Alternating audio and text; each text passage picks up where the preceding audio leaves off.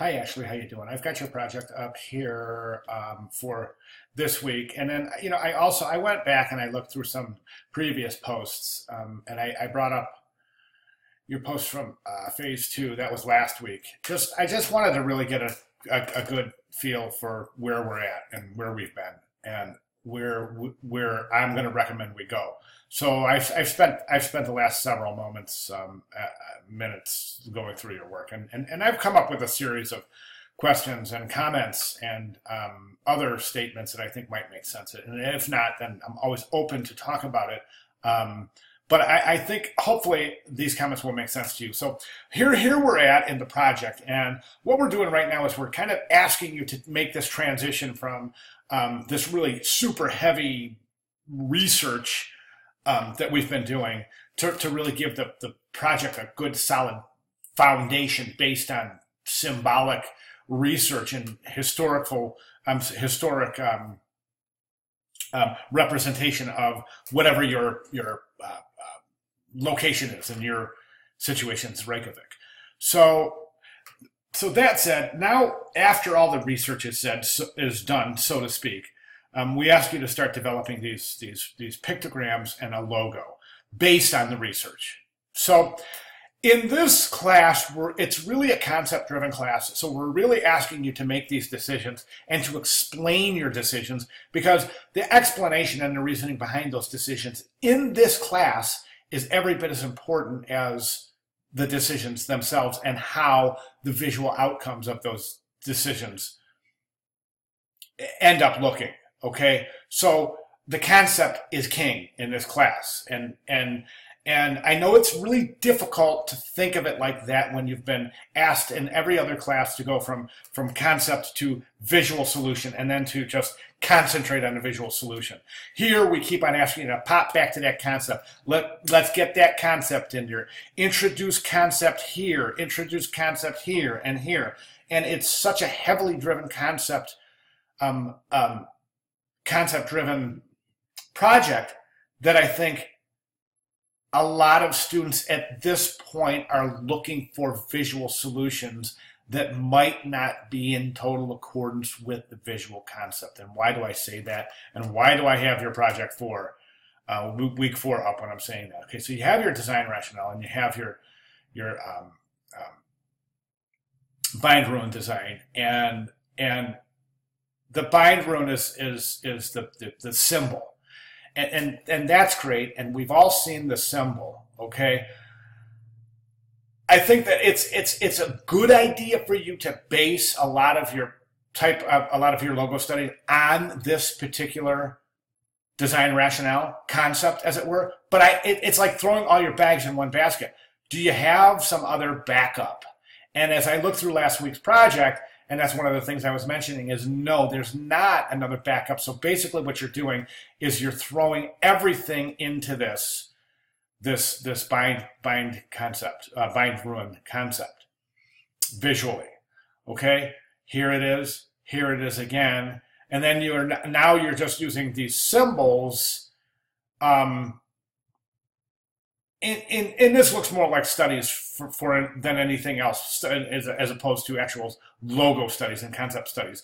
But these are definitely concepts behind the logo, so that's great. Now, you went into this talk about last week, and again, I'm still back in last week, and you talk about typography, and I'm following what you're saying, okay? But I want to mention that is not Caviar Dreams. That typeface is not. I use all of these typefaces, and none of these are what they say they are. So you definitely want to check that. That is not Avenir. Avenir is a very traditional sans serif geometric typeface, and as is the Railway. And in Caviar Dreams, is more of a decorative, kind of almost even a Art Deco type era typeface. So these aren't what they are saying there, so you want to check that. But that's back from week 4, so it's irrelevant now.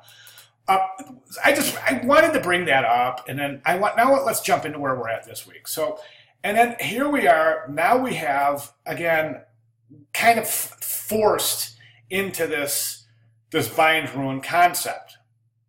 Okay, so I guess what I'm saying is I just, there's not a whole lot of progression from your initial sketches and just the actual symbol itself to your visual solution, which is just a replication of the symbol itself.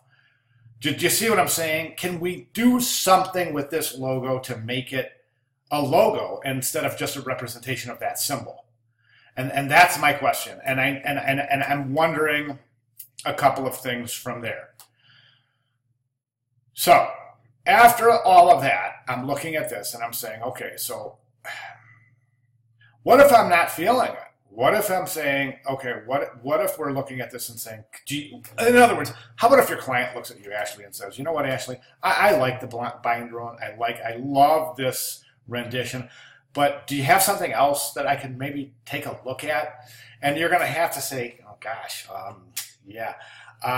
You know, because we've been stuck on this bind ruin thing since last week. Okay, do you see what I'm saying? So again, that's a little bit of a concern. Now, you're making it work. I definitely think you're making it work.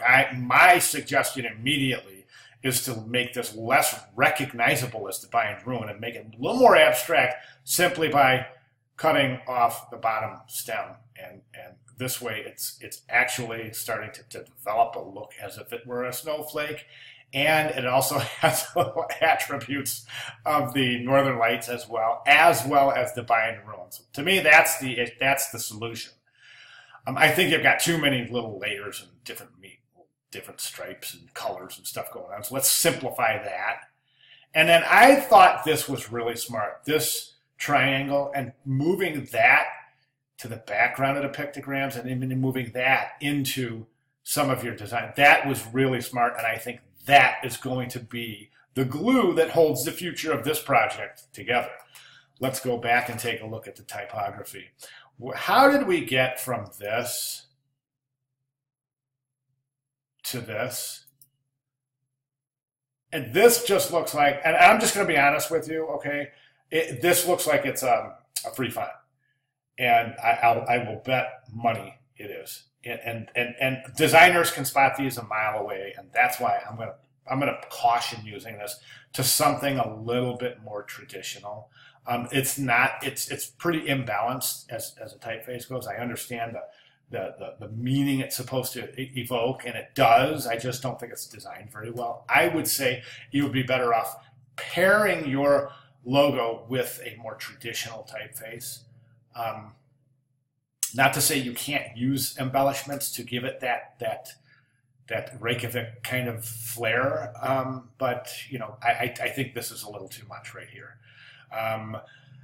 Also, the Olympic rings, I'm going to recommend that you present those in their traditional colors. A lot of students, if you read through and go through the discussion board, you see a lot of students found wonderful success with mixing that traditional Olympic rings with their logo. Okay, that is about all I have. Just want to share one of your classmates. I'm doing this to everybody, so it's just, I just think it's due. You know, let's give kudos where kudos is due.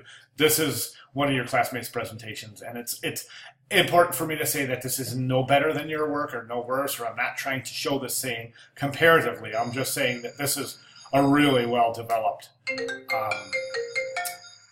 presentation so far. Okay? All right. Thanks very much.